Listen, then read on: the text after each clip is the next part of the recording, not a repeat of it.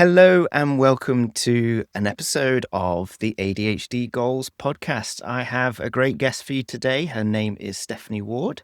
She is the founder of the Spicy Brain Collective, which is a vibrant free community for neurodivergent entrepreneurs. And she helps them smash their business goals with business services, coaching, mentoring, and consultancy. So welcome to the show, Stephanie. How are you doing? Not bad for whatever day it is. I keep forgetting when people say to me, "How are you?" I say not bad for it and then forget what day it is. But I feel like that's just ADHD me. I wonder on which day it would be bad.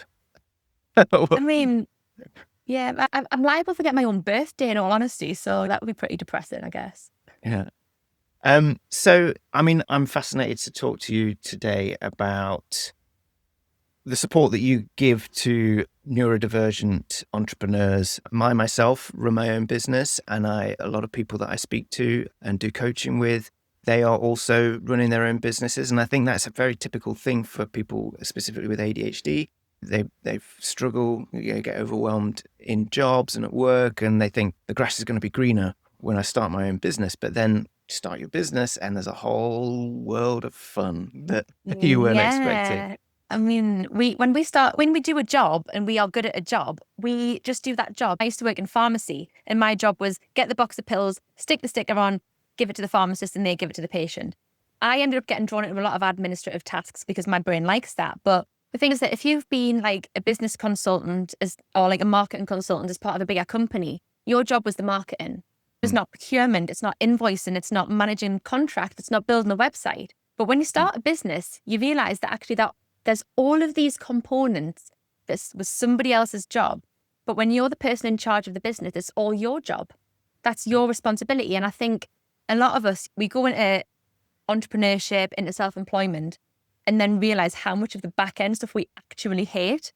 Yeah. But that's where I come into my own, because that's my favorite thing in the world. The back end of business is one of my favorite things. And I get excited by other people's back ends. And yes, I know how that sounds. And I will continue to say it that way because I don't have a filter. Well, this is the thing, though. I mean, similar to you, like I've learned a lot of that stuff in my previous work life, but from like similar to yourself, I can sit and do it for somebody else. But when it comes to doing it for me, there's that whole RSD thing of sort of putting yourself out there and saying, please value me. And it's really hard. And yeah, so that's one of the toughest things that I've found is I know how to set all these things up and do them, but it's just that one little element of, what if they reject me though and say they don't want to work with me? I have a name for this. So I actually call this the Ketchup Phenomenon, right? Oh, wow. So Okay. if me and you go for a dinner, okay, we're going to sit down in Wetherspoons because there's a Wetherspoons everywhere. Yeah. And we are going to grab our dinner. It's going to be fish and chips Friday. You're going to get your fish and chips. I'll get mine. And you'll be like, oh, I didn't ask for any ketchup. And I'll be like, yeah, can I get some ketchup? And they'll bring you the red sauce and you'll squirt it on your chips and live happily ever after. If I've got no ketchup for my chips, I will sit there because I don't want to be the problem. And I think this comes from that piece of work that I think it was William Dodson did, where it was, we get 10,000 more corrective messages before the age of 10, or 20,000 more corrective messages, sorry. So we're getting all of these things that tell us we're wrong, we're a problem, we're a burden. So we don't want to put ourselves out there and be anything other than just a perfect compliant human being because we've been taught we're a problem. Mm-hmm. So we won't speak up and ask for things for ourselves. But if someone else needs it, we know how it feels to be in need of something. So we'll put ourselves out as superheroes and we'll do that for our friends. But I've even trademarked that because I think the ketchup phenomenon is a really cool concept. I've got a whole bottle of ketchup in my branding now because of this. That's brilliant. I like that. Yeah, I mean, I think it's the power of using like everyday analogies is really important to sort of remember. And like, just if it's like little things that you recognize and catch yourself doing, if you got that little bit of story to remember, you go, yeah, I need to fix that or work on that. So before we get into all the story about how you help people with ADHD and neurodivergent people with their businesses, can you tell the listeners a little bit about your own experience with ADHD? Yeah, absolutely. So I guess it goes back to when my little boy was quite small. So I have a 12-year-old or 13-year-old. Oh my God, he was 13 last week. Bless him. So I have a teenager. I know I don't look old enough. I definitely wasn't old enough to actually be responsible for another human. But my son had a lot of things when he was about 1 that weren't quite developing normally. And so we went down the route of like speaking to the health visitor, and they didn't really give me any useful feedback until I spoke to my childminder, and she said, I think your son's autistic. And so that kind of opened up this whole pathway in terms of what is neurodivergence? Why was my child got this? What did I do wrong? And I went, like, I didn't know anything about autism and ADHD at the time. I was a 22-year-old who had a 1-year-old baby who did not know anything about that side of the world. My experience of autism or ADHD was, there was a guy in my class when I was in middle school who was on Ritalin, and his behavior was quite extreme. And that was all I knew about ADHD. Autism, I knew there was a guy who was removed in year 6 and never came back, and we don't know where he went. And it turns out special school was the answer. So that was kind of my frame of reference. And I assumed that I had done something as a young parent that had caused my child to have a difference. As the years went by, he got the autism diagnosis when he was 6. He was told he didn't have ADHD. But when I've had like quite a lot of surgery on my pelvis and stuff, which is a whole other kettle of fish. But when that was all dealt with, I was like, I'm going to have to go back to work. And I started doing a bit of freelancing when I was pregnant. So I kind of went back into that. And I started attracting clients who were like autistic ADHD. And I thought it was because they were like, oh, you've got a child that has these challenges, so you get it. And it wasn't until it was one day I was talking to one of my clients about how I had this like sort of influx of clients who had neurodivergent conditions. And she went, well, when were you diagnosed? I was like, what, with hip dysplasia? Because that's what my physical thing is. She went, no, with ADHD. I went, I ain't got that. She went, oh, honey. So this client is a diagnostic practitioner down in Warrington, and she was like, you need to get that looked at. You almost certainly have ADHD. If you presented in my clinic, I would diagnose you. And I, like with Jack having his autism diagnosis, I thought, well, I might have a bit of autism. And after that conversation, kind of looked at myself, I started reading, and we all do this. We all read about what is ADHD, what does it look like? I went down the whole TikTok rabbit hole, like we all do that. And I realized there was a lot of things. I was like, oh, this isn't what other people do. This isn't how other people think. And it got quite dark for me quite quickly, if I'm honest, because I had this realization of like, I processed all of my childhood challenges, which were quite profound challenges, only to realize that, and I had ADHD, and I went down this really dark spiral. And there was one day I was talking to one of my clients, right, you need to see someone soon. You can't wait on the NHS for this. And she referred me to a private practitioner. And there was 3 weeks between booking the assessment and attending. And in those 3 weeks, I bought a Cocker Spaniel puppy, knowing that I'm allergic to dogs. Wow. Can't walk very far, and have a sensory issue with picking up poop in a bag. And so when I went to this appointment, I said to the doctor, like, this happened. He went, oh. And he asked me a few questions, and obviously went through my like paperwork I'd sent in. He's like, would you like to try Concerta or Elvans first? I was like, oh, does that mean I've got it? And he's like, yeah. Okay. And I was diagnosed autistic 6 months later, and that in itself was an experience because that was NHS. And I went to the appointment, and I recognised the woman. I'm thinking, I know her. And she went, Mrs. Ward, I've been watching you at Sports Day for the last 2 years. We both know how this is going to go. It turns out her son was in my son's class. Oh, right. Okay. So I was like, cool. So I felt more comfortable because I wasn't masking. So I was pretty much lying on the floor, flapping around, stimming for half the assessment. I didn't even realise that's what stimming was. But she started talking to me about my business, and I started like flapping my hands, and she was like, no, just look at what you're doing. I said, oh, that's a thing. But yeah, I think for me, like realising, having this sticker on the box that said, you are not a problem. There's something different in you that means you have different problems to other people, was like, oh. And it completely changed the game, because having lived with this difference for all of those years, 32 years of living, not knowing that this wasn't a normal experience for most people, made me realise that actually, like, I had so much potential. If that's what I've managed to function at without medication and understanding myself, what on earth was I going to do? Now I had this magic toolbox of medicine. And I'll never forget my first day on meds. Like, it wasn't that my brain went quiet. It's almost like I've been given a roadmap for my brain. It's like I could see all the things in my brain just like normal, but I could pick things out and I could prioritize them, and I could work in a strategic way and in order. And it was like, it wasn't a yellow brick wall anymore. It was a yellow brick road again. I was like, holy hell, it was really exciting. I just think my son then was obviously subsequently diagnosed. And before I understood ADHD, well, I had quite strong views around medication. I think I've got friends who have like had ADHD diagnosis since childhood, who felt over-medicated, who've explained these feelings of watching the world go by and not being excited by it. And I was like, well, I don't want that for my kid. But when I realized what the right dose of medication actually does and helps with, Yeah. why would I not want him to have that experience of life? Why wouldn't I want him to feel good? Yeah. No, I'm currently going through the process. I've just started in the last few months, taking medication, and I'm going through that process of tweaking it to get it right. And yeah, it's interesting because I haven't yet had that sort of, that moment where you go, oh, this is how my brain is supposed to work. So it's gone up a little bit, but also then I did have some sort of feelings of anxiety as well. So it's kind of just trying to find that balance of the right one. But I've certainly felt more focused and like in my chair and get things done. But yeah, so I mean, but that's the thing, I suppose, is really just trying to find what is right for you, and it can make a world of difference. Yeah, absolutely. I think having people around you who have similar experiences, it gives you that sounding board. So you know that, like, it's that we need that validation, right? But I think one of the biggest facts for me outside of the meds was having a network of people, because I already had them that were already my clients. If they found me.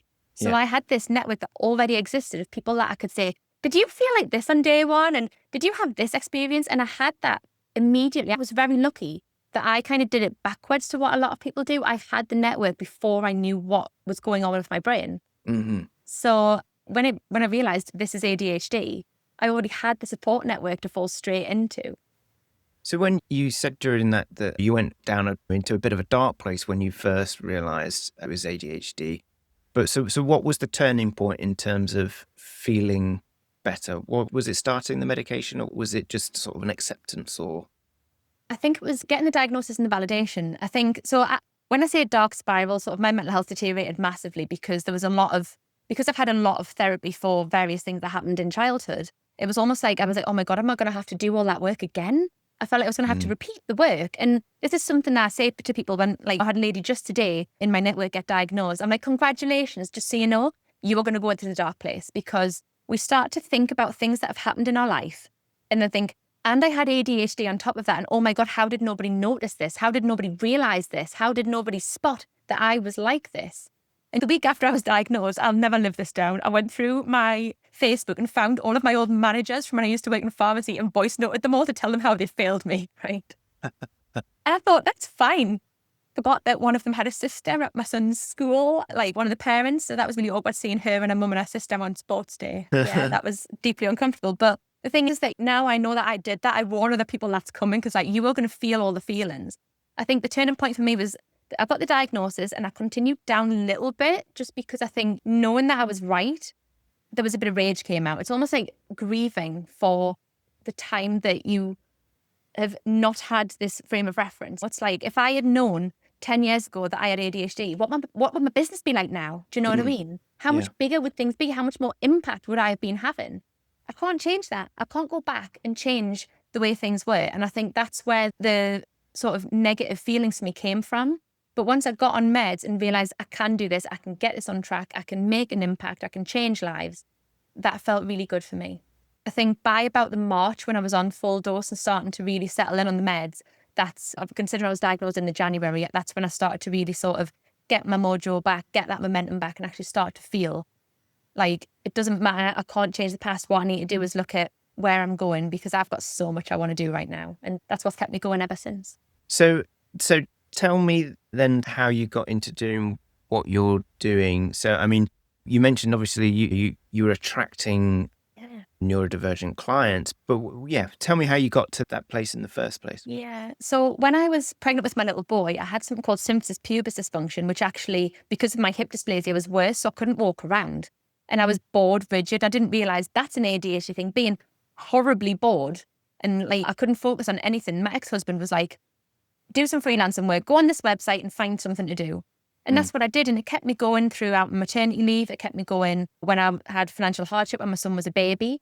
But I kind of left it behind when he was about 2 because of his neurodivergence and the impact that was having on other areas of my life. But when I knew I had to go back to work, I knew that standing up for long periods of time wasn't going to be suitable for me anymore. So pharmacy was off the cards. I don't have other qualifications. I don't have a degree. So I was like, I need to find something that works. And my friend Nikki said, you should be a virtual assistant. And I can't tell you what I said to her because you'd have to censor it, but essentially I said I'd rather poop in my hands and clap, but not in as friendly words.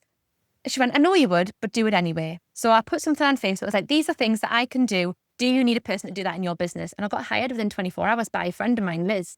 And Liz is one of my favourite people in the world because she gave me an opportunity within a charity that she worked for as well, which meant that I could explore what I liked. And I think when we have neurodivergent conditions, especially, we have things that make our brains light up and things that don't. And what I loved about the opportunity Liz gave me was that I could try a bit of everything at that charity, because charities, it's very much put your finger in the hole that's got the most water coming in. So it's like you're on a big boat and everything's on fire and you just put my fingers in the holes. And I got to see which holes gave me the most dopamine. And I developed my skill set in so many ways. Like I can't ever thank her enough for the things that she did to help me, because that changed my life. So then I started, because I was obviously with her charity, they are a learning disability charity. So I got a few more leads from that. And I got a few sort of entrepreneurs come my way who were like, oh, I might be a little bit neurodivergent. I see that your child's like that. I think you might be able to help. And that's just kind of how it built up. And it was just all word of mouth is the thing, because what I've learned about sort of neurodivergence especially is that when you do something good for them, they become your most fierce defender. If a neurodivergent person loves you, they will love you with their whole ass, both cheeks. You get the whole person. And that's exactly what happened with my business. I have had Liz and my friend Anna who have championed me since day one, because they saw things that I couldn't see in myself. And my business grew organically. So the first year I turned over about $2,500. Considering I was only open for 6 months of the year, I'm pretty happy with that. The second year I turned over about $40,000. I was like, oh, this is amping up. And my goal was only ever to make as much money as my boyfriend at the time was making. Yeah. So he was making £42,000. I just wanted to break even. I wanted to pay equally into that. Right. And then the following year, because of this access to work scheme, obviously gives people grants for support people, a lot more ADHD and autistic entrepreneurs were tapping into that. And because I was already helping some people with those grants, they were kind of meeting each other through Facebook groups and recommending me. So I started getting a lot of referrals for that.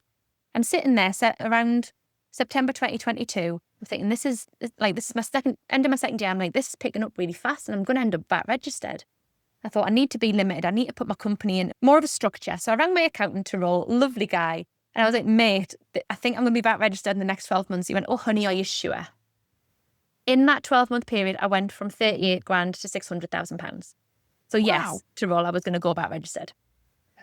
I was not expecting. I wasn't either. So- I still wake up and panic every day that happened. How? So now that's got me thinking. So, but were you trading money for time at that point, or were you selling something else that allowed you to escalate that quickly? I was still trading money for time, and I still am. I just have 6 people employed by me now who do the work Right. as well. So I had to recruit, and that was a whole journey in itself, because I knew that because of what I do, that I needed people who think like me, essentially. Yeah. And it turns out that's not easy to find.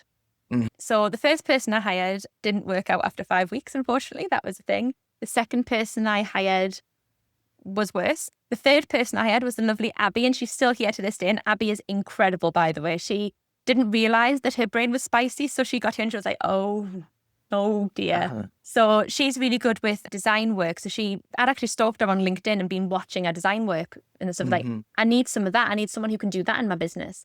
Then we had Jane. Then we had another Jane who actually went to uni with Abby. So we knew that they were similar. They've both left now, but we got Eleanor next. We got someone called Gemma. She didn't work out. She was lovely, but the thing is with this job is that we've essentially created an industry in that we do everything a business needs except for accountancy, legal. And I've got a really weird insurance exclusion.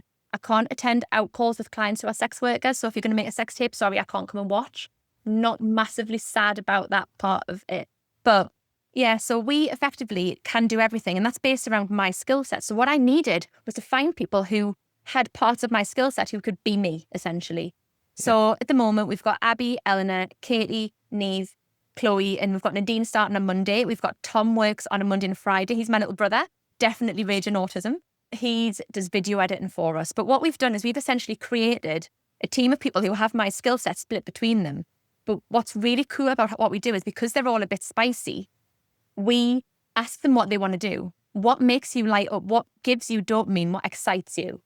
And Katie Wald came to us as an apprentice. She did a digital marketing apprenticeship, and she said to me, I really want to do websites.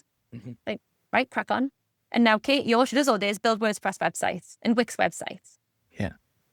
And we just work with what people are interested in, because I know with me, if I'm chasing dopamine and it excites me, I want to keep doing that. So we just let them pick. Sure, we make sure that they have a diverse skill set, but we just let them pick what lights them up and then give them clients that want that. Everybody wins here. So I've got a couple of questions out of that, and I've had to write them down so that I remember them. But so, I mean, the first thing that struck me is when you were saying revenue went up, but to do that, you employed lots of people. So what was that like for you with ADHD,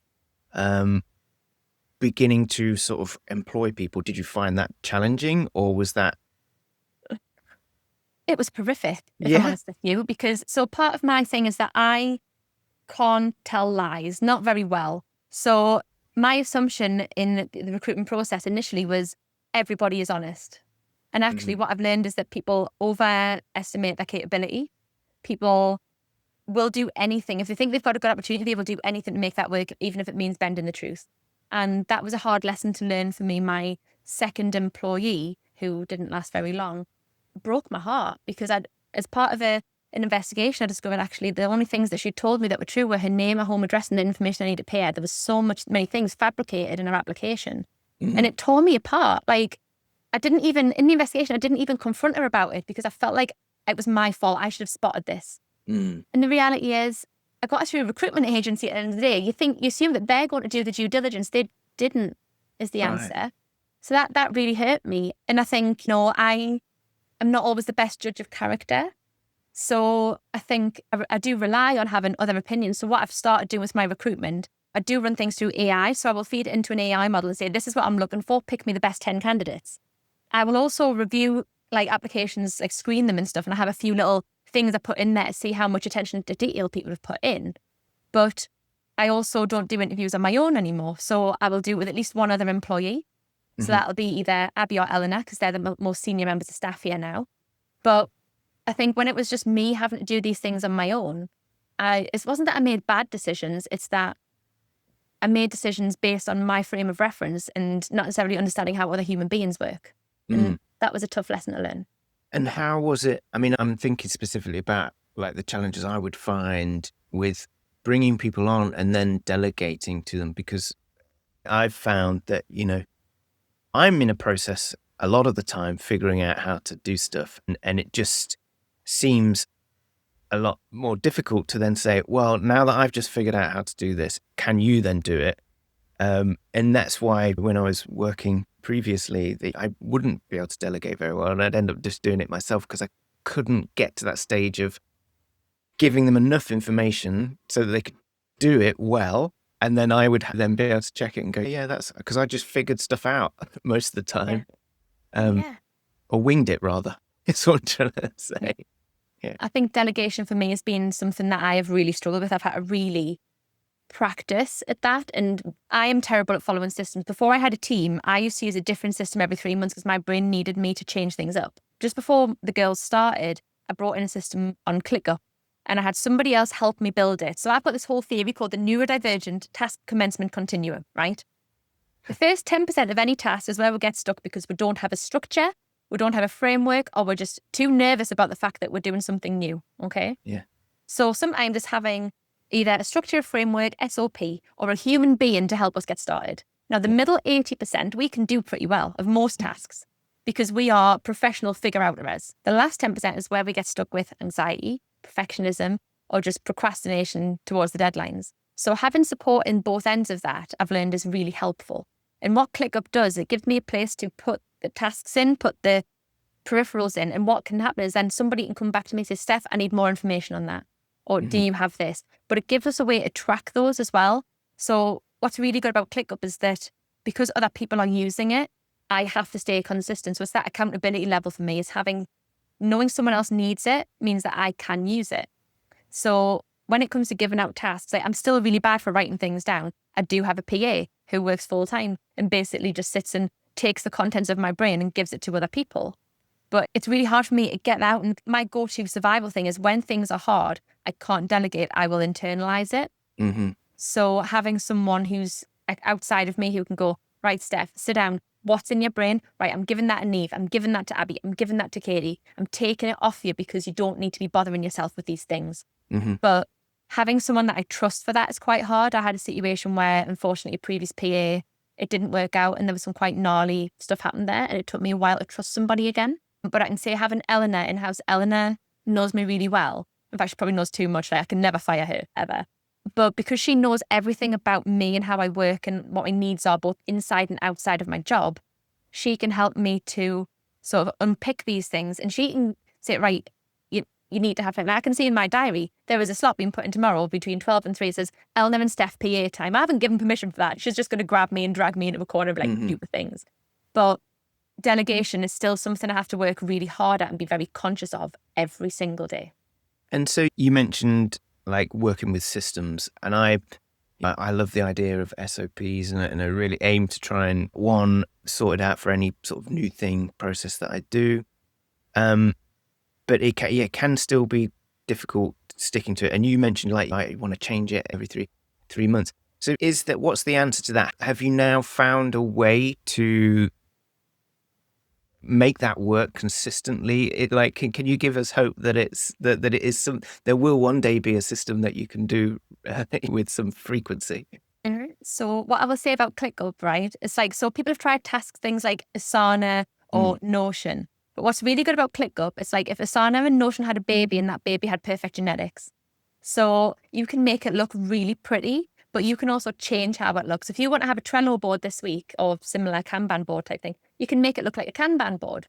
If you want it to be a list, it can be a list. If you want it to be a mind map, it can be a mind map. So it gives you the flexibility within the software to change how it looks on the screen. So if you're going to get dopamine from it looking different, you can have several different types of views. So I have a board which has like different days of the week, and I drag and drop things onto the days so I know when I'm working on it. But I also have just a list view. I also have what I call the client done list. So what it does, it filters it by client. It'll show all the tasks I've completed for them this week. But it'll also show me what's outstanding just for that client. So I think, right, I've got 2 hours to work for Bob.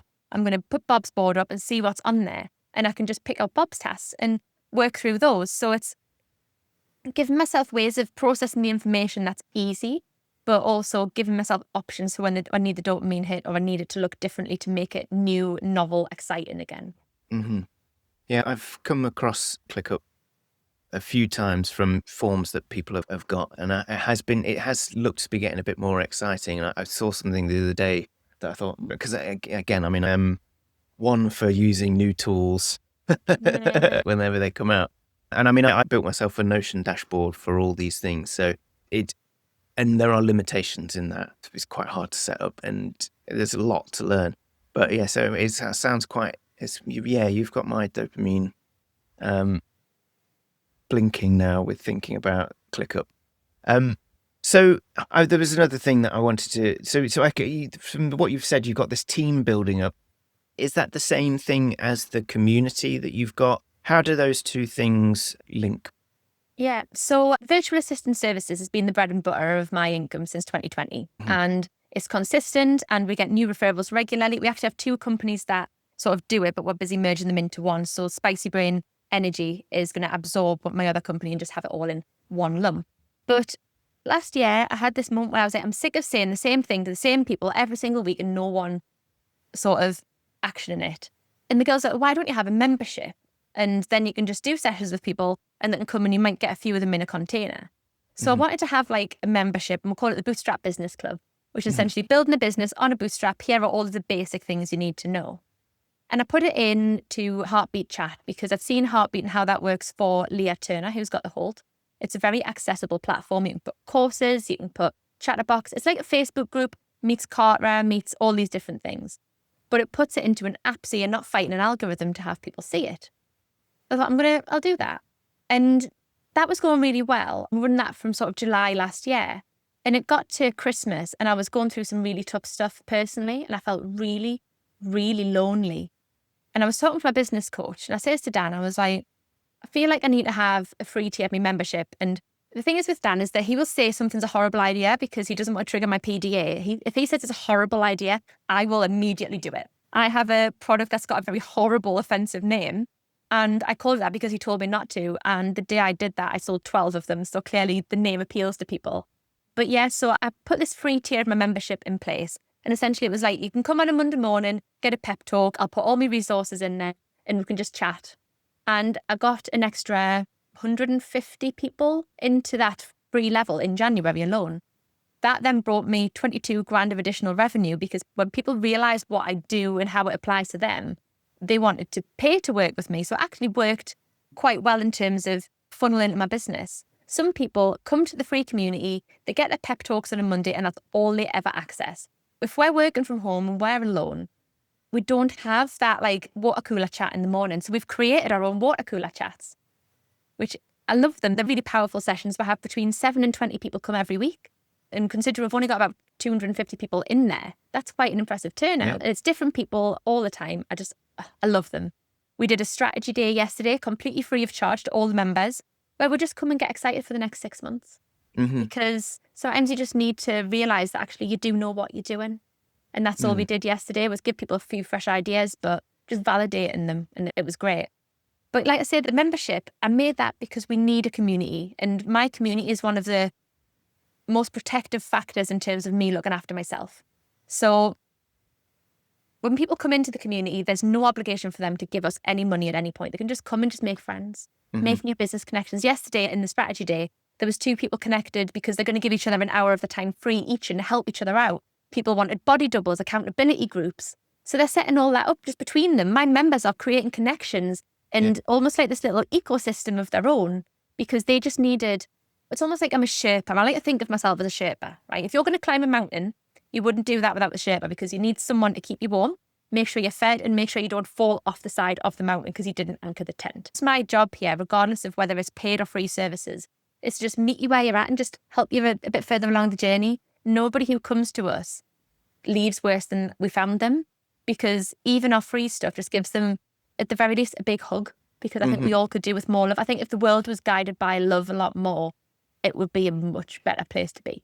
Because, yeah, I mean, it's difficult, isn't it? But I suppose it's having that understanding of someone who is in a similar place to you, like running a business, but also knowing that what ADHD or neurodivergence can do to you trying to get things done. Because like I speak to people about what I need to get done or what I'm not doing, and they're like, well, just do it then. And it's like, and you then sometimes feel like you can't tell them what you're up to because then they'll just point out the obvious that I need to get on and do it. Mm-hmm. And then you're more alone because you can't. So yeah, I think it's really important that community element of just supporting each other. So it's very validating. And having neurodivergent friends, what I've learned is that if you say to your friends, I just can't get this done, no one is going to say, you just need to do it. They're all going to be like, how can I help you do that? To their own detriment half the time because they want to procrastinate on their own stuff. So they will procrastinate on their things and help you. I've got a prime example of this. So I went to Hollywood on a complete impulse in May, right? I ended up going to LA with one of my mentors and my friend Ben was already going. So it was a long shot. It was at 8 p.m. on Sunday. I wasn't planning to travel. By 10:30, I had an Esther. I had my flights booked and I was on Ben's hotels. It was very quick. And when I came back from LA, I wanted to find an old photo of me. And I was going through Facebook, look, and I found a photo of my ex-boyfriend from 15 years ago. Okay. And funny, just think, I'm just going to look him up. I haven't done that in decades, but sure. And I saw that he was in Scotland and running a veterans charity. Okay. And I was going through his Instagram and I liked one of his photos by accident. I was like, oh, hell. So I sent this connection over. We connected and I said, it's been a minute. Oh, it's been 15 years of minutes, but sure. And we just had a bit of a chat. And what I realised is he has raging ADHD. It's probably why we got along in the first place. And we were just talking. And the more I learned about his business, the more I was like, I can help with that. I can help with your charity. I can do these things. Next thing I know, not only have I taken over his website and started just rebuilding it, me and one of my apprentices is building it for free because it was terrible and we couldn't leave him like that. There's a bunch of us going up to Scotland on the 13th of August to do some work with his business and just love on it. So I've managed to convince world-class web developers, SEO, merchandise people. I've got a CIC owner from down south coming all the way from Devon to Aberdeenshire to do some work there. There's 5 of us going. and we're just going to go and love on the business because we can see that one of our people needs our brain contents. So we are not getting paid for this, or we're covering our own travel. But when we get there, we're all just putting in because we know that the value we can give is going to help one of our people. And we know that pays dividends in terms of recommendations, in terms of just spreading a bit of love. Like literally, I'm taking a full week out of my own business to go and help somebody else because I can just see that they need that. So that's going to be exciting. That's 2 weeks away. Wow, that's incredible. There's something that struck me earlier.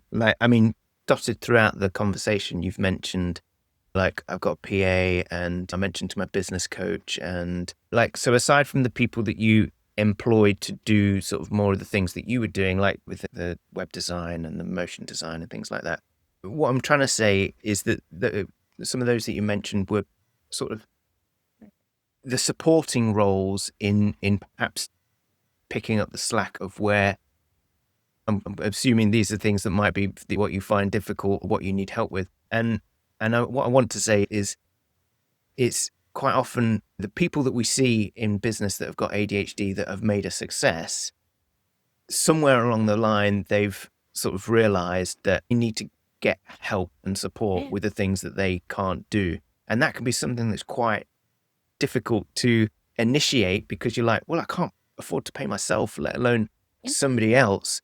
So how did you get around that and to that point? Was that a challenge? Yeah, so I was really lucky. I got an access to work grant for a support worker at a decent hourly rate before they started paring things back, which meant that I could bring a PA in. But essentially, I couldn't hire somebody until I could afford to pay somebody properly salaried.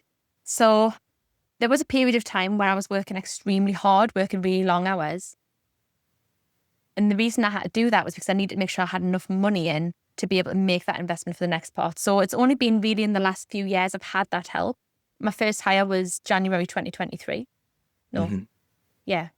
January. Yeah. I'm having to think of who's still here. That's so bad. Like, it sounds like I fire loads of people. I genuinely don't.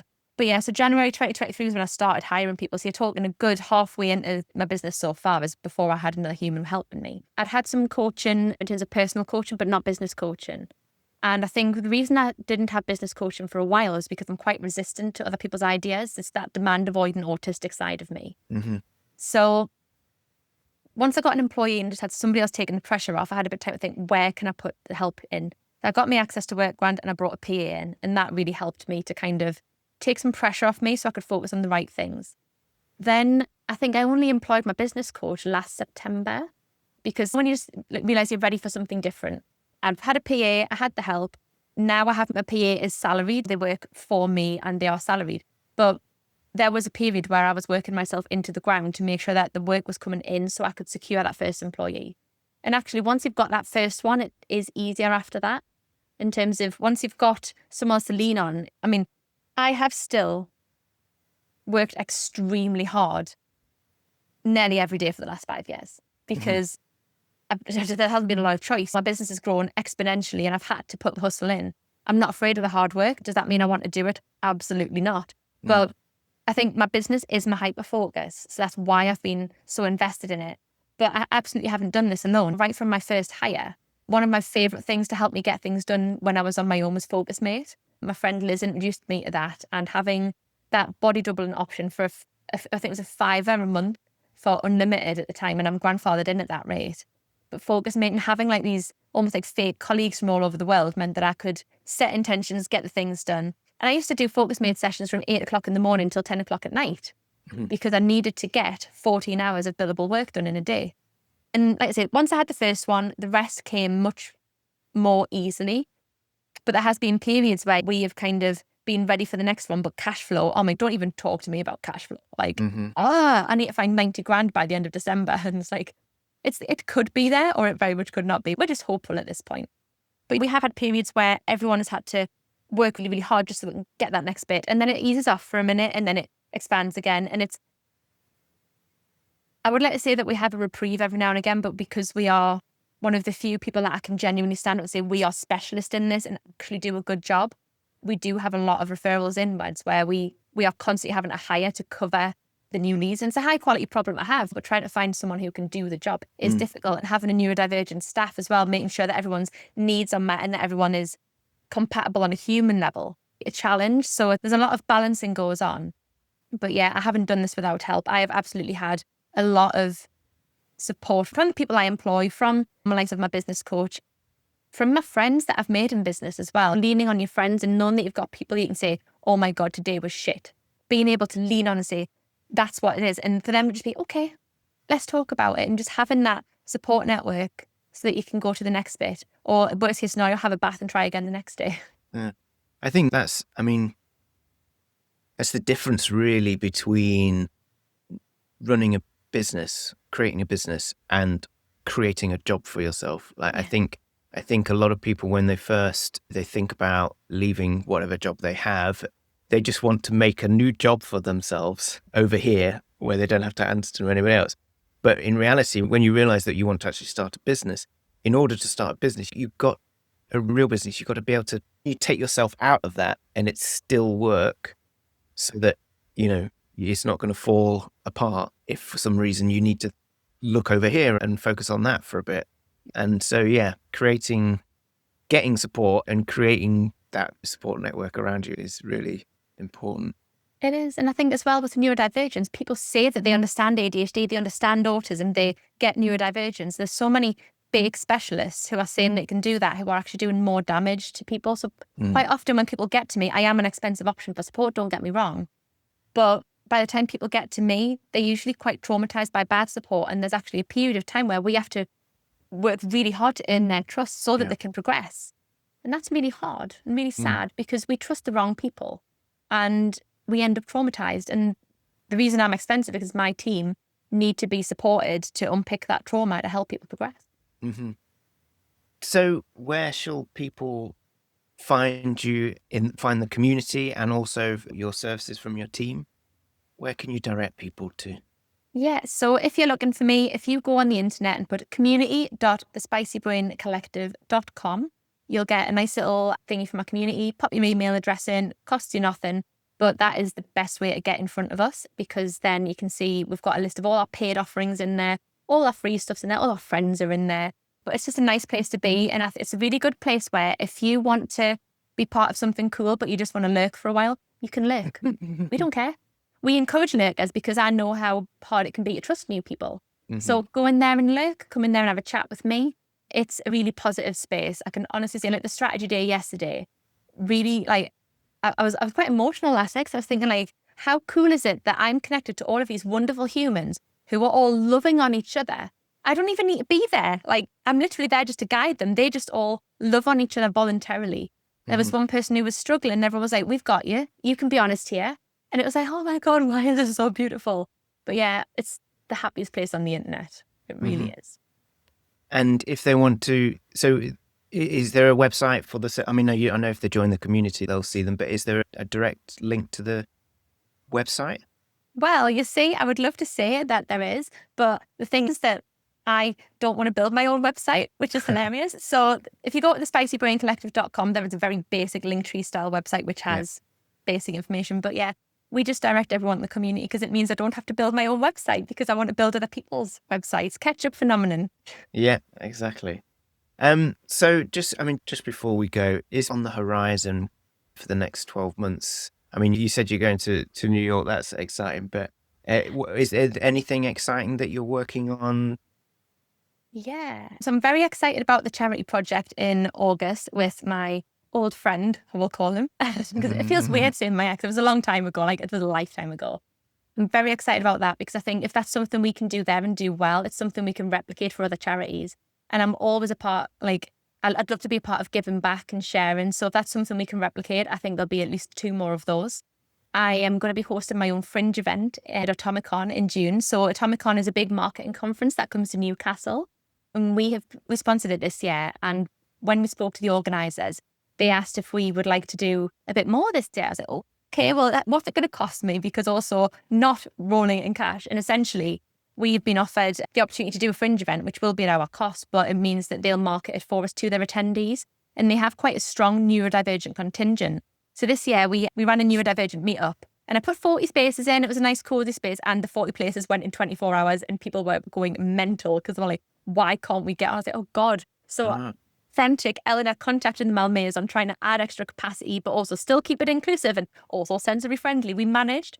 We got our 60 places, but this year we're going to be doing our very own fringe event, which will have a much bigger capacity so that more neurospices can come and hang out. Do I know what that's going to look like yet?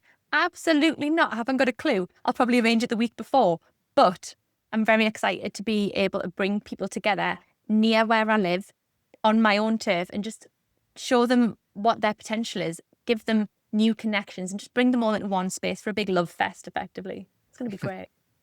Good stuff. Well, it sounds fantastic, and I wish you all the best of luck for that. And thank you so much for joining me on the show. It's been fascinating to talk to you. Thank you very much. It's been an absolute pleasure. Well, there we have it. Thank you so much for listening this far. If you want to hear more episodes, then please subscribe on YouTube or whatever podcast platform you use. It really helps to spread the word. So if you know anyone this episode could help, then please share it with your friends. If you want to follow me on social media, I am on Instagram at ADHD_goals, and you can find me on Facebook too.